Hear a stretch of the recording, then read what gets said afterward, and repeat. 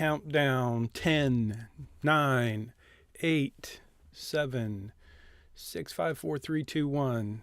I'm Jim Munchback, and we're getting ready to start a new lesson in personal finance. And we are live, should be live on the YouTube and Facebook, several channels. So now I'm going to jump into the Zoom room and get it started. So welcome if you're watching on YouTube or Facebook. Welcome.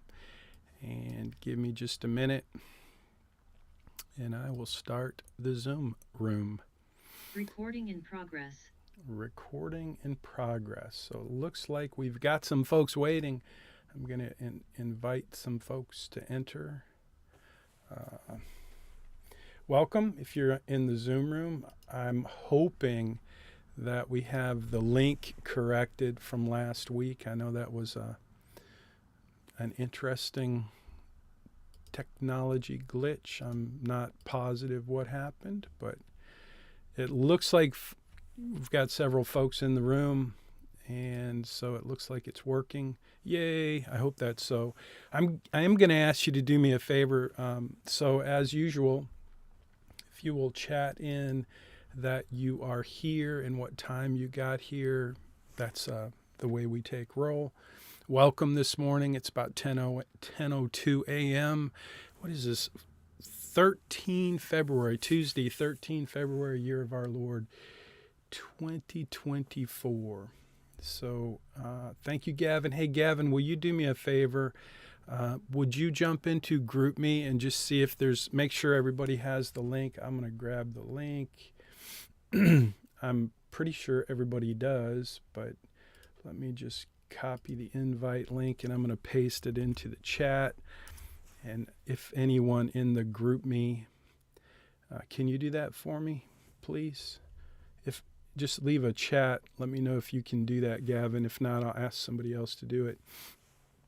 And I'm assuming you guys can hear me okay. Please let me know if you could chat in and say, yes, you hear me. Thanks, Gavin. You got it. I appreciate it. Oh, looks like we're going to jump into, let me get some things out of my way. Alrighty.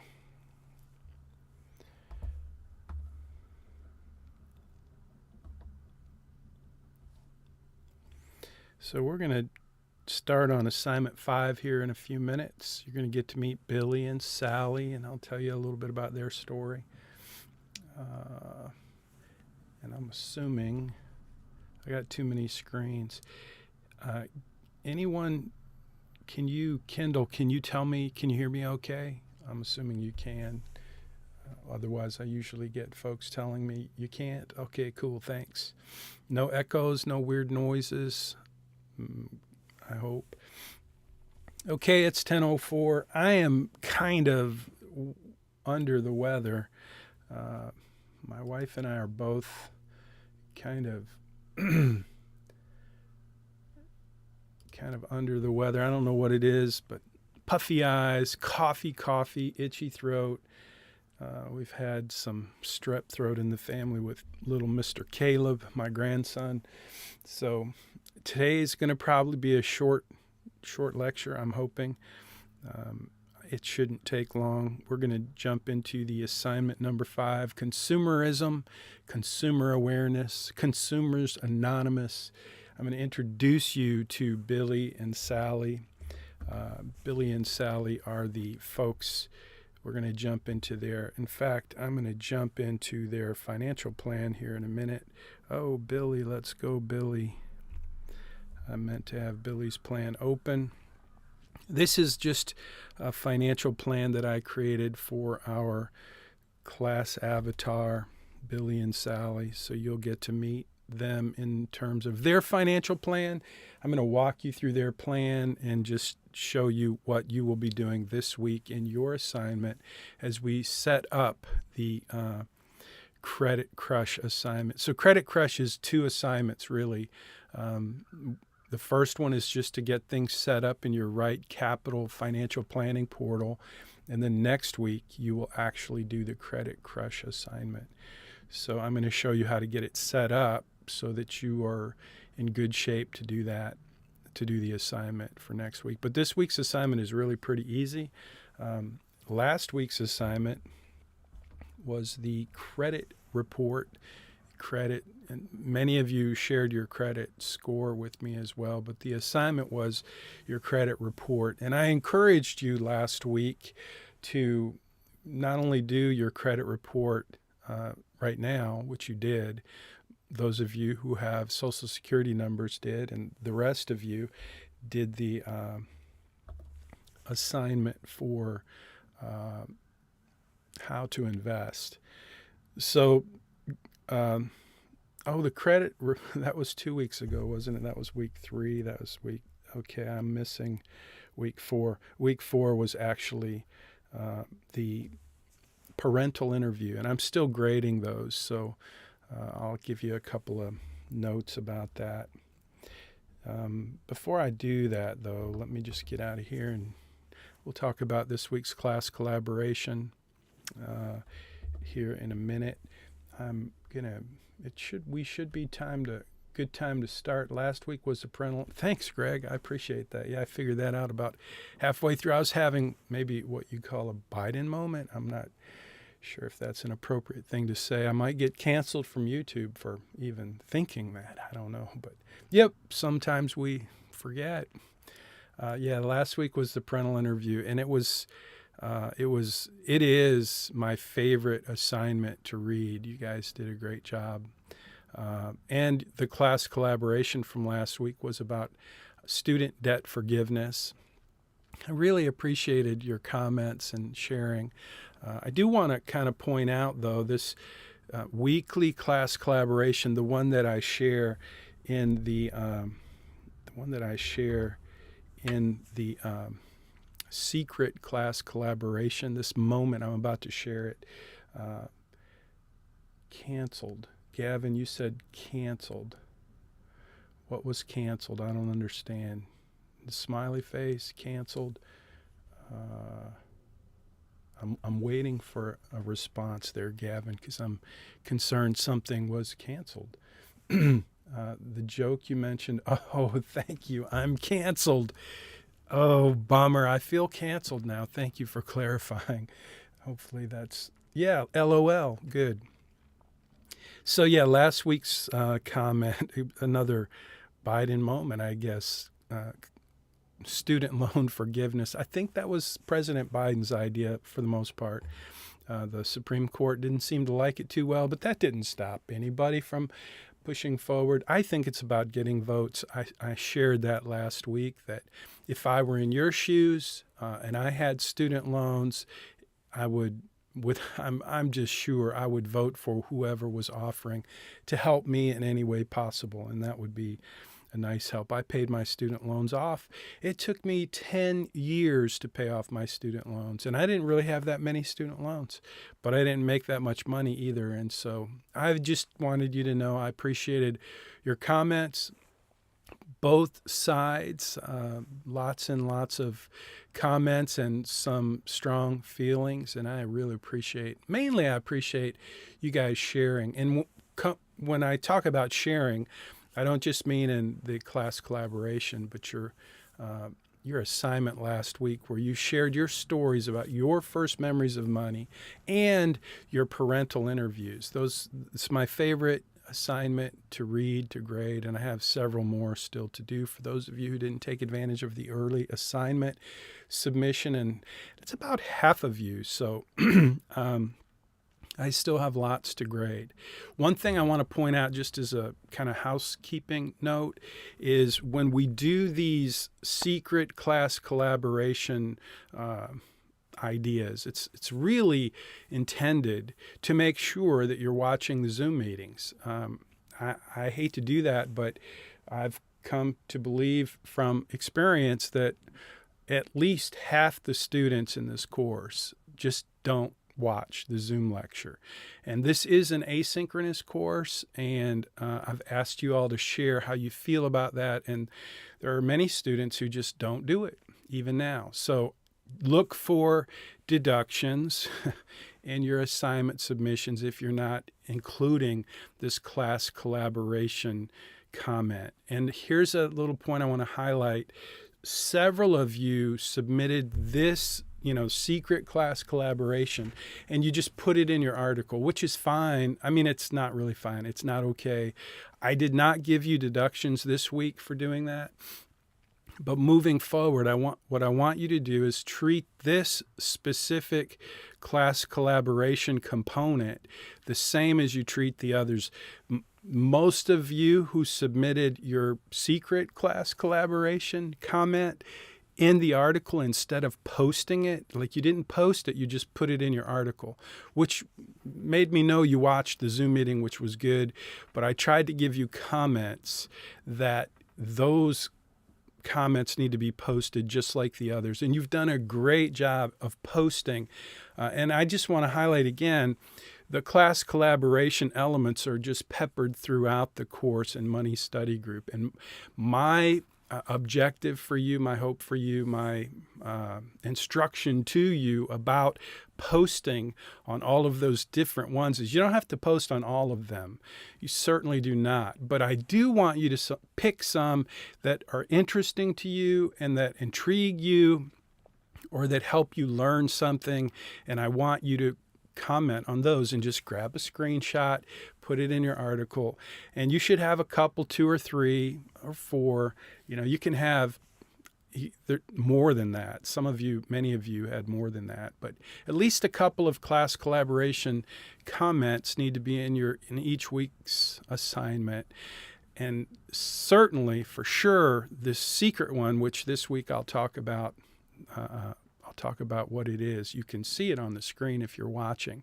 So I will be talking about that in a minute. So this week is the Credit Crush setup. Now I'm going to keep looking into the comments. If you have any questions, feel free to post those. If you're watching on YouTube or Facebook, maybe it's 2 a.m, and you have a question or a comment, I read those. I appreciate those. And so feel free to let me know you're watching on YouTube or Facebook. And if you have a question or a comment, just post it. And so but if you're in the meeting, if you're in the Zoom meeting right now, we have a good number of students in the meeting. And if you're here, I always want you to know that this is your time to ask anything you want to ask. And you can either ask it in the chat or you can speak up, unmute yourself, and I appreciate that. I don't pressure you guys to unmute yourself and have a conversation with me. I miss that, though. When we were in class together, it was always like my favorite thing to do is to interact. Answer questions. Not always, almost always, when I answer a question, I would tell a story. And when you don't ask questions, I don't get to tell stories. So that's kind of fun. So if you have a question, post it. I'm going to keep looking over there. That's my MacBook. I've got several screens here, and that's the one I look at for. So if you wonder why I keep looking over there, that's why. Okay, I'm going to get rid of this, and I'm going to. So first thing I'm going to do is I am going to talk about this week's class collaboration because we're talking about consumerism, and it follows up on the credit report, and it's really consumerism is something that really dominates our culture. I call this I refer to it as a culture of consumerism. And I have been referring to our culture as a culture of consumerism for over 20 years. But today, I would say it's even more true than it has been in the past. And the reason that's important to you, the reason that I want you to think about this idea of living in a culture of consumerism in the context of credit and debt, and the idea that we've been talking about, the whole I love credit score, and the fact that credit is, it's a product. It's not a privilege. It's not an entitlement. It's not something that you should look at as something that you deserve. It's a product, and it's being sold to you. Credit and debt is being sold to you in an unbelievably sophisticated way so that you, your group, your target market is pounded with the idea that even though you may not be able to afford it, you can afford it because we'll make it available to you through credit. And some of you, many of you mentioned in this conversation about student loan forgiveness, how it is made so easy for you to get that student loan. So, and I think that's true. And I think it's one reason why, after reading so many of your comments about student loan forgiveness and how you feel about it, it just seems to fit into this big idea that I'm trying to communicate to you this semester about credit and the use of credit. And so I hope you will continue to think about that as we jump into this lesson and next week's lesson, Credit Crush. The Credit Crush assignment is about understanding, recognizing, being aware that you live in a culture of consumerism and you are a big target. So I want to help you, equip you, prepare you, teach you how to deal with credit and debt in a way that is effective and that will prevent you from falling into the traps that so many Americans and others fall into. And it's just the most common pitfall in a culture of consumerism, that you spend more than you earn. The first law of personal finance is the law of spending and saving.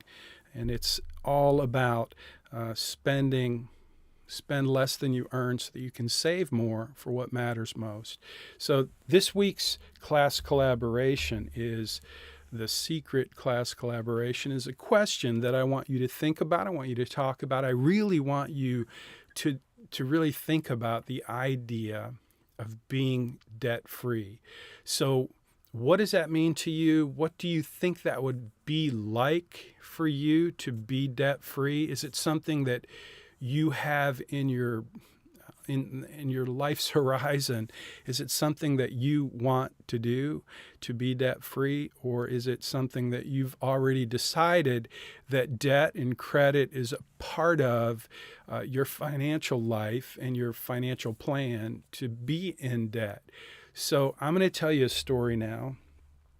I'm going to tell you a story about my wife, Connie. She probably wouldn't love the fact that I'm sharing her pictures all over the internet right now. Maybe she would. That's Caleb. When I talk about my grandson, Caleb, that's Caleb. And you should see some pictures of Maddie, our granddaughter, but I don't know if we have any here. So these are pictures of me, mostly Connie, my wife. I wanted you to meet Connie, my Connie, the love of my life, the bride of my youth. Connie is the best part of me. So she's my wife.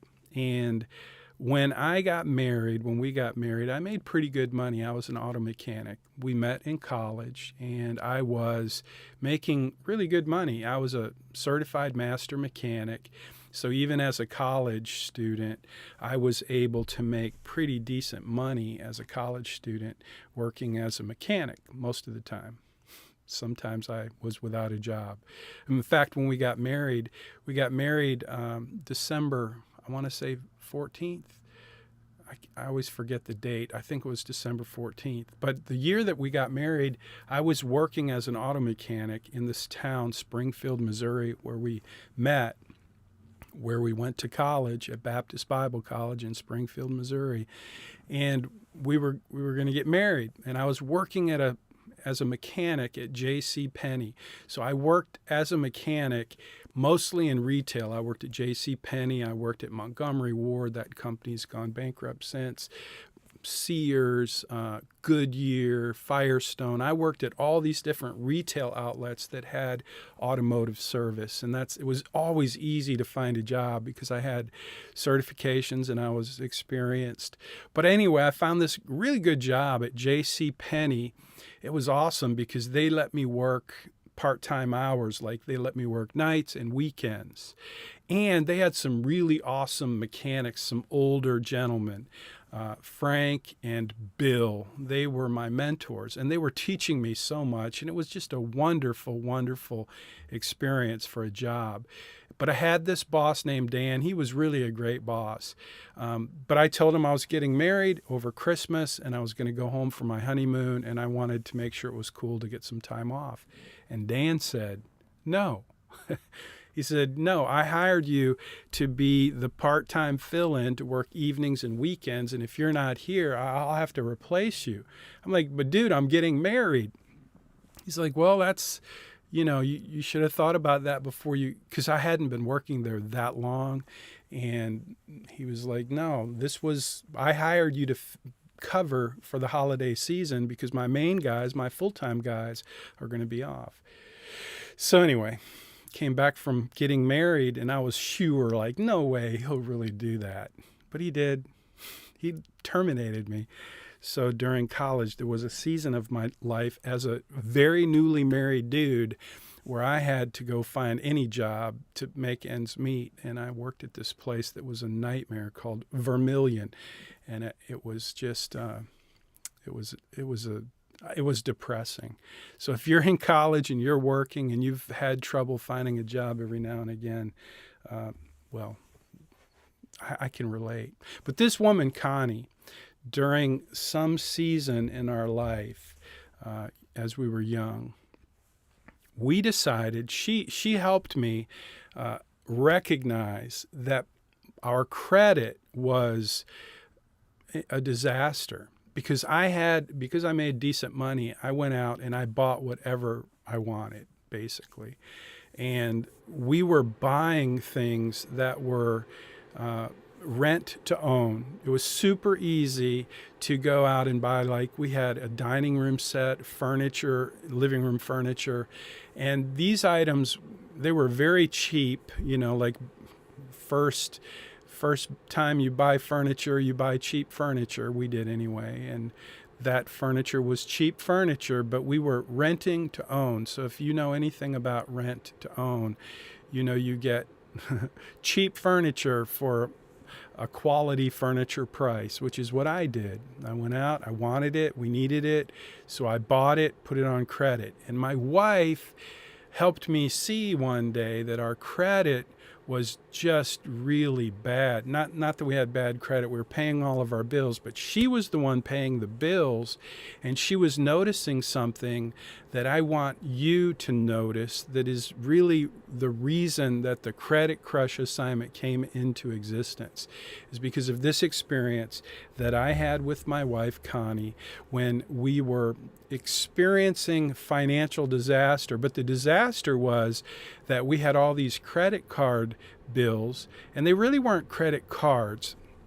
They were credit accounts. Like, we were paying, renting to own, living room furniture, kitchen furniture, and we had a couple of other things too. But the point was, they made it really easy for us to get this credit, and we were paying the minimums. My wife, again, was the one paying the bills, and she was paying the minimums, and the balances kept going up. And she recognized that when she's paying the bills, and she sat me down and she explained it to me, because I wasn't very smart, and I certainly was not paying attention to our finances.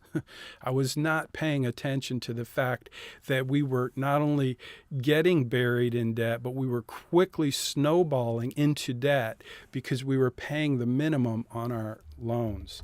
And so that's what happened early in my marriage, and my wife and I decided we were going to change that. But it took many, many years for us to get to the point where we were able to finally become debt-free. And that's really this week's, my wife is texting me, and I see it on my screen. She's been sick, as I said, and we're both under the weather. She's asking me how I'm feeling, but I'm not going to respond to her text messages right now, and I don't guess you can see them. But anyway, what I was going to tell you, the story is, my wife and I, we knew as young people, still in college, that we wanted to one day be out of debt. Well, in 1995, I think that's when Hurricane Andrew hit. I was a State Farm agent, and I was an independent claims adjuster. I did that as a side hustle because when I worked for State Farm as an employee before I became an agent of State Farm. I was in the claims department, and I always would go around the country and work these catastrophes. I worked Hurricane Andrew in Hurricane Andrew was in '93, I think. And I worked that like 2 days after Andrew. I was there in Homestead. I lived in Key Largo, and I got paid like $50 a day, which was pretty cool as an employee making 25 grand a year. It was not a bad gig. It was a lot of fun, and you learned a ton about adjusting claims. It was a fantastic experience. And then I worked the earthquake, the Northridge earthquake. I worked all around the country. I became a trainer. I would train auto claims adjusters who would come in to help out in the fire claims department. So that was my job, and that's what I did. But I did not make a lot of money, and I always noticed these independent claims adjusters who were making a lot of money, and they were getting paid on a fee schedule. So if they wrote an estimate for 100 grand, they would get like 4% of that. That's like $4,000, and they were racking up a lot of money. So in 2005, when Hurricane Katrina hit, I know I said Hurricane Andrew, I think, a few minutes ago, but when Hurricane Katrina hit, by then I was a State Farm agent in Clear Lake, Texas, but I'd kept my insurance license, my adjusting license. So I went out and worked. A friend of mine owned a company, an independent adjusting firm, and he got some good contracts. And so he invited me to come work Hurricane Katrina. Well, in 6 months, I made enough money to pay off our house. So I'm sitting there with over $100,000 in our checking account, which had never really happened to me before. And my wife really wanted to use that money to pay off our mortgage, because my wife, Connie, she believed that being debt-free was something that was really worth working for. And me, on the other hand, I believed it in my head, but it wasn't like a super big goal for me because I like to invest. And I knew that I could take that money and I could invest that 100,000, 100 and whatever, and I could make money. And I hated to lose that opportunity. At the time, we had a mortgage that was only like 3.85%. So think about that. If you've got a mortgage that's a low mortgage and you get a tax deduction, it kind of made sense to me as a certified financial planner that maybe the smartest thing to do would be to not pay off that loan. But my wife felt very differently, and she really wanted to pay off our mortgage. And so I thought about it. And because I love my wife and I cared about what she wanted and what she thought and what she felt, even though I didn't agree with it, I didn't think it was the smart move. And she wasn't like demanding that we did it, but she really wanted me to know how she felt about it. So I chose to go ahead and pay off our mortgage. And that's when something surprising happened to me.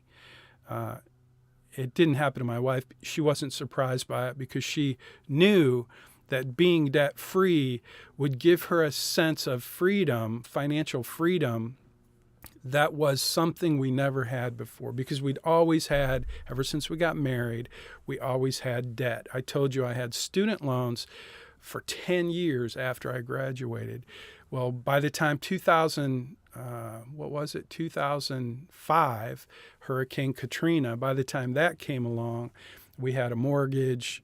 We didn't have any other debt that I can recall, but we did have the mortgage, and to pay that mortgage off meant we would be 100% debt-free. And we did it. We paid off our mortgage, and we were 100% debt-free. And I experienced something that I did not expect. And that's why I want you guys to think about it. What I experienced was a sense of financial freedom that I didn't expect. I didn't realize how it would feel to actually owe nobody anything, to owe zero money to anybody. And so it was a cool experience for me. Today we're debt free. I mean, I have credit cards that I pay off every month. And I hate it when something happens and I don't pay it off. Like sometimes my credit card expiration comes along and that card's not working. And so, or not my card, several things happen along the way where I end up not paying off a credit card immediately. Usually it's, I pay off something and then I don't have enough money to pay off that credit card in my account, and it's an auto payment and I end up with fees, and I hate that.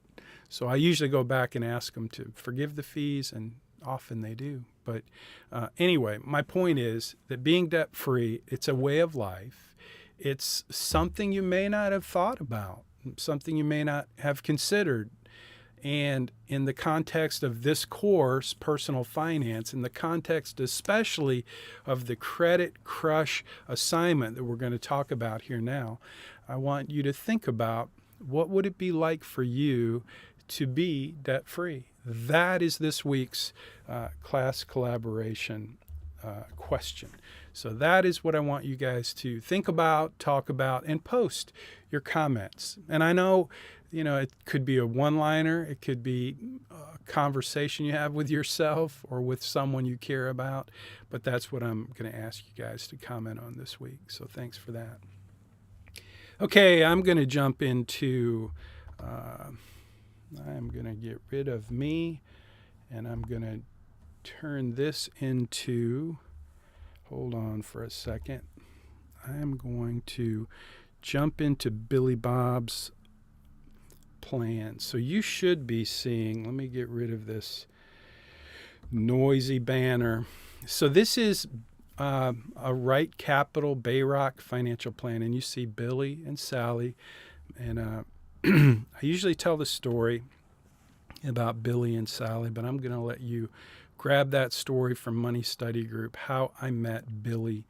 And I'm going to tell it briefly, though. Billy was a guy that I met at a Firestone. He was getting his car worked on.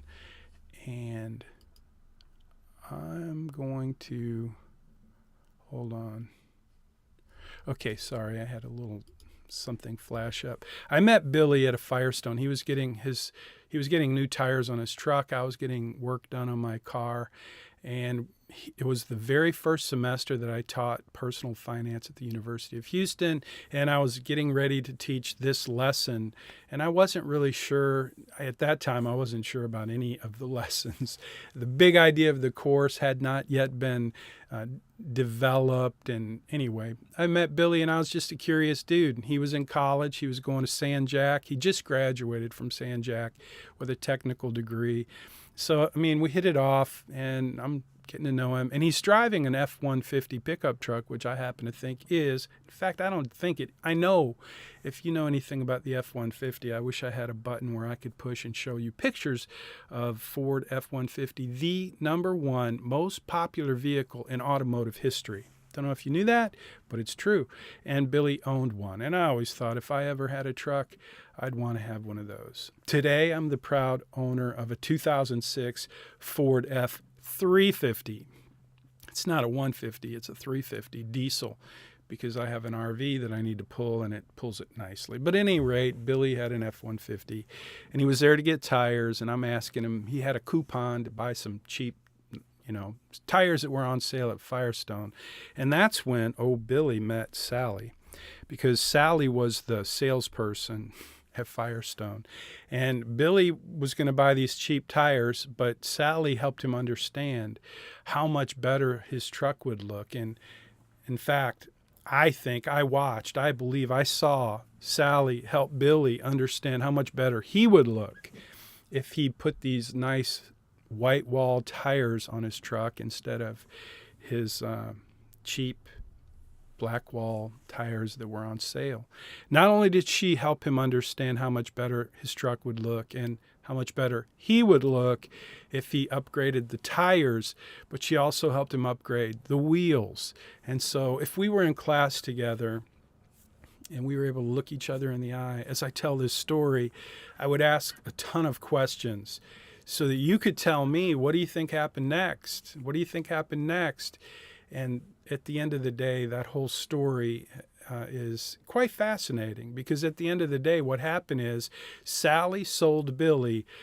He came in with a coupon to buy tires. She sold him an upgrade on the tires, an upgrade on the wheels. He ended up needing to get some work done on the vehicle so that he could get it aligned, which is a good idea.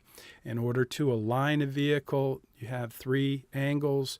The camber, that's when the wheels go like this. The caster, think about a shopping cart, the front wheels. Those angles are what make it pull to one direction or the other. And then the toe, that's when the tires are not in alignment, like the toe. Think about your toes. Those are the 3 angles that you would have to adjust on the vehicle to make sure your tires don't wear out.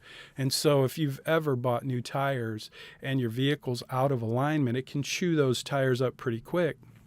So I'm watching Sally, and I'm a master mechanic, so I knew everything she was telling Billy was true. He had some loose parts in his truck. He needed to get them replaced. So the whole bill turned out to be about $2,500. So one of the ways that Sally sold Billy this deal is, look, yeah, you came in to buy $400 tires, but you're getting new tires that are really good looking with great wheels. You're getting your vehicle fixed up. It's going to be good for a long time. And $2,500, and she helped him put it on a credit card, a Firestone credit card, with very low payments, very low minimum payments, and a relatively low interest rate. And so this is where I would be asking you, what do you think the interest rate would be if you did that today? If you went to Firestone to buy some tires and you ended up having to buy a $2,500 package, which, by the way, that package back in 2012, that's when I started teaching this course, and I remember that date. I'm not going to say Joe Biden and being vice president, and I can't remember when I was. That would be inappropriate for me to say, but I do remember it was 2012, I think. I hope I'm right. But anyway, back then, if you spent $2,500 on your vehicle compared to today, and I'm not going to blame Joe Biden for the inflation. That would be wrong too, and inappropriate, and I'd get canceled, just like Gavin said. So again, though, think about it. If it were today and you had an F-150 pickup truck and you took it into Firestone to get tires, rims, alignment, front end work, it would be a lot more than $2,500. So anyway, back then it was $2,500, and that's what set up the Credit Crush assignment, which I'm about to show you now. So if we go into Billy's plan, you'll see this is just like your plan. I want to spend a minute here and just talk about the navigation of your plan, because I don't think we've done that. So you see right now, you start out in your dashboard with a snapshot, and your snapshot's going to look different. So you've got upper navigation. That is, you've got the navigation up right there at the very top. But then you've also got navigation, the lower navigation, which is right by my head, like snapshot is right there. And balance sheet. So you've got all those lower navigation. So I want you just to pay attention to that for a minute, and I'm going to jump over to profile. And you see again, in each of these upper navigation tabs, you have lower navigation tabs. So when I say upper navigation or lower navigation, that's what I'm talking about. So here we have profile for the upper navigation, and you see net worth there. And you guys, some of you have changed your birthday, or if you haven't, you may not know where to do that. So that's the lower navigation family, okay? So this assignment that you're going to do, the Credit Crush setup, one of the things you're going to do is you're going to change your birthday so that you're 10 years older than you actually are. So April 15th is actually my birthday. So if you want to remember me on tax day, that's what I want you to do, though. And I'll tell you why in a minute. But I want you to update your birthday for this assignment so that you are 10 years older. That's number one. The next thing I want you to do is I want you to add some debt. I want you to add a credit card with at least, and this is all in the instructions, by the way. You don't have to remember everything I'm saying. It is in your Canvas instructions, but I just kind of wanted to walk you through so you could see how it happens in your financial plan. And I'm showing you Billy's plan for now so you can see that. Ooh, that's an ugly camera take. I think I'll go back here. I mean, it's ugly no matter how you look at it, really, but yeah, I'm feeling ugly today, too. You ever have those days where you just feel ugly, your eyes are all swollen? I mean, you guys never have those kind of days. Bad hair days, that's what it is. It's a bad hair day. Okay, I'm going to get rid of my face so you can just see. So what we have here is some credit card accounts for Billy and Sally. I'm going to show you how we're going to play with those in a minute. And there you have Firestone Tires. That's because that $2,500 account that was supposed to be 6 months, same as cash. That's one of the ways they sold this to Billy at Firestone is, look, Sally said, you can pay this off in 6 months and pay no interest. And Billy was like, that's a great idea. He was living at home at the time, living with his parents. He didn't have a truck payment because his uncle made him a super deal on the truck. So he had money. He was working. In fact, Billy was working at the Marathon plant. And at the time, Marathon in Texas City has a plant. And at the time, I had a vending machine business. It was a little side hustle that I did for my son. Had 19 vending machines that we would go and stock, sodas and snacks and whatnot. Every week, you had to go and take the dollar bills out of the machine. There'd be tons of dollar bills. It didn't really make a lot of money, but it made some. But that's one reason why I clicked with Billy, because he worked at the Marathon station plant, the same one that I had my machines in. But anyway, Billy's Firestone, he thought he'd be able to pay it off. It made sense. It sounded good. So why not? Sally did a great job selling Billy. And the way she did it, one of the ways was this credit, easy credit, low payment, low interest rate, 6 months, same as cash. Think about that. The problem was Billy decided, well, he didn't decide, but before too long, what happened with Billy and Sally is they became a couple. They really hit it off. And so once they started, living together, and well, first they just started partying. Now they're married, but they just started partying and spending money and got an apartment, and things just kind of piled up. And just like me and Connie in our marriage, things were piling up on us. And that's what happened to Billy. So his credit card bill to Firestone didn't get paid off. And his account, you'll see in a minute what happened and how it turned from $2,500 to $5,500. But what I want you to do this week is I want you to set up a credit card account with at least 10 grand. I want you to go spend some money, imaginary money, on your credit card. And I want you to do some research, and I want you to research and figure out what kind of interest rate are you going to have on your credit card with this new $10,000 spending spree you're going to go on. That's number one, credit card debt. Number two is I want you to do the same thing Billy did. I want you to go buy a vehicle. So down here in loan, you see Sally has a Tesla and Billy has a Ford F-250 toy hauler. And so those are the vehicles. So if we go to the vehicles, you'll see the data card for his vehicles. And you want to look at that. So this is what you're going to see. It's a car loan. Okay. The way you do that is you add an account, a loan, and you figure out which kind of loan it is. So that's what you're going to do. I'm going to delete that if I can. Boom. If you make a mistake, you just hit delete and you delete it. So that's what I want you to do. I want you to put money on a credit card.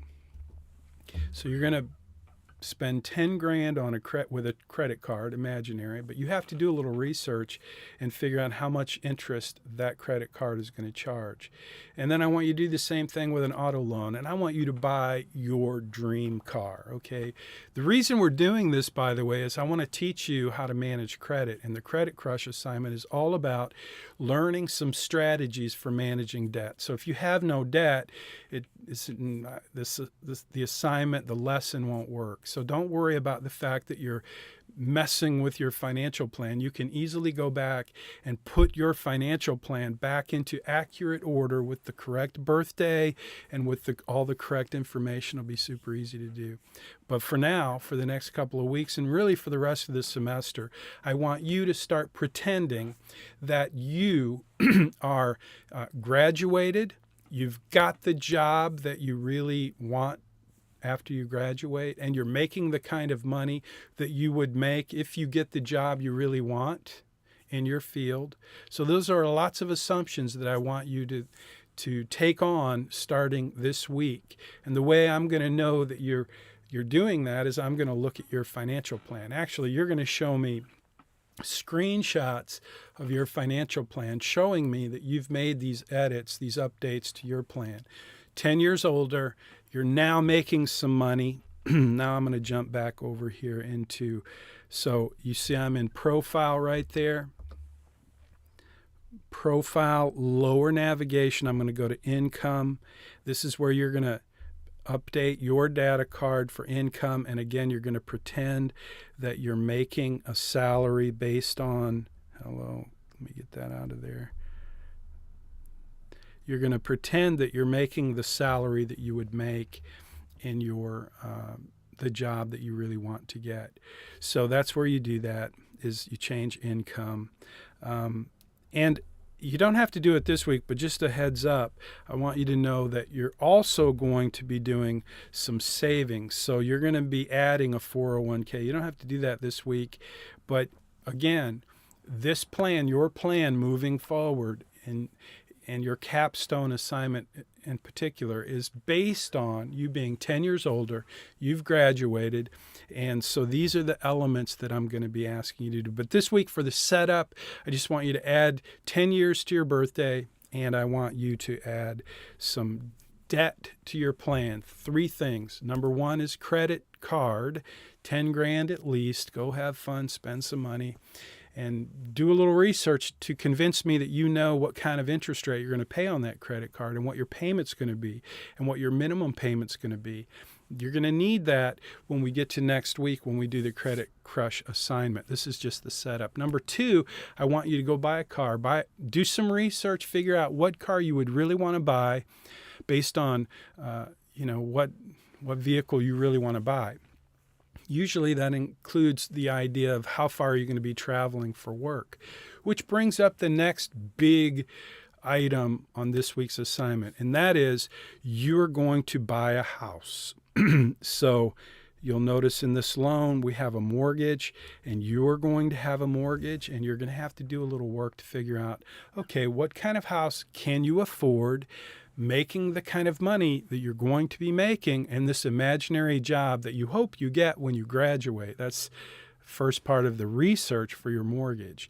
But then you're going to have to figure out how much money do you have to put down on a mortgage. Now, this is all very easy information to find with a Google search or read a few blogs, but you are going to have to do a little research to convince me that you've got a clue about how these things work. So I would just encourage you to pretend that you're actually looking for a house and you actually have a job. Let's say you work at Shell and you're going to be living, on I-10 on the corridor, and you want to buy a house in Katy. Just you figure out the scenario for you, but then that's how I want you to go about this assignment in this research, to find the house that you can afford. Do a little research so that it makes sense. If it makes sense to you, it'll probably make sense to me, but you got to make sense to me. I want to know how much you're going to spend, how much you're going to put down, what's your interest rate going to be, how long you're going to take to pay it off. All of those things go into the mortgage. So when I click on the mortgage, that's the mortgage. You see and make sure you do this. Make sure you have mortgage selected. And some of you are going to have, if your property, if you own your property, then you're going to be able to link the property to the mortgage, okay? Here's a little heads up. Some of you are not going to realize that the default here is that you rent. So you're going to have to go into your primary home and you're going to have to say, I own it. Once you put a mortgage in there and you change that to own, then you can link it to the property. So that's what you're going to want to do. Okay, so that's pretty much it. 3 things you're going to do: credit card, you're going to buy a car, you're going to buy a house. 4 things includes update your birthday so you're 10 years older. So now I'm going to jump over here and see if I have any questions in Zoom. I don't see any questions. If you're watching on YouTube or Facebook and you have a question, feel free to ask the question. I'm going to get back to the screen and I'm going to end it there unless you have some questions or want to talk about this assignment more. Again, this is just the setup for the Credit Crush assignment. Next week we'll talk about the actual assignment and I'll show you. In fact, I'll show you when we get to the Credit Crush assignment. You're going to do that. I'm going to show you a couple things before I let you go. Just quickly. So if you go to dashboard, upper navigation dashboard, and you go to debt, this is where the Credit Crush assignment is going to happen. You have these action items. And this is where you can change the strategy of your debt. And that's what you're going to do. I can't get that to get bigger, but you've got 3 options. And you're going to see that once you add your debt, you have all these options that you can do to decide, to determine, to figure out what is the best strategy for you to pay off your debt. That's built into this system. It's a fantastic tool, and I want you to understand it. So that's why I'm asking you to set up some imaginary debt so that you have the data in your plan to do the Credit Crush assignment. So we'll come back and talk about that next week and all of the information that's there, but that's where you're going to find it, is dashboard debt. Okay, so that's just a heads up. Now I want to also show you, because I mentioned linking your accounts. And again, if you want to link your account, you go to Profile, Net Worth, and you link your account. Click Aggregation. You type in the institution. Let's say, for example, that you bank with Chase. So you hit Chase, and you have to then put in your credentials, and that will aggregate. It will link your account. And again, I am not trying to sell you on the idea of linking your accounts in Bayrock. I just want you to know what happens when you do that. This is a premium financial planning portal that I use with my wealth management clients, and I make it available to you so that you can learn and grow and understand, but also so you can have some cool stuff to mess around with as you learn. So this is one of the things I wanted to show you is if you link your accounts, and only if you link your accounts will you have access to this budgeting tool. If you don't link your accounts, you'll have to use some other tool to do your budget, which is no problem. I just want you to know if you do want to use this tool, you have to link your accounts. And then there's activity and you get all kinds of data. Now in this case, I wanted to also show you that when I click on transactions here as the advisor, it says I can't see them, because you have the ability to say, I don't want my advisor to see my transactions.